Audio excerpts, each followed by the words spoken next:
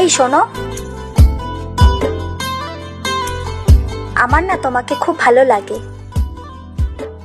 আমার সাথে এক জায়গায় যাবে? হ্যাঁ। ঠিক আছে, চলো।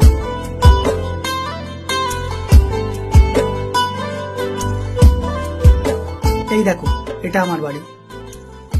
এরপর থেকে কিন্তু এখানে আমার সঙ্গে থাকতে হবে তোমায়, পারবে তো? কি হলো, ভালো লাগাটা কমে গেল? আসলে ভালো লাগাটা সহজ, কিন্তু ভালোবেসে থাকাটা সহজ নয়। তোমার জন্য অনেক ভালো কিছু অপেক্ষা করছে।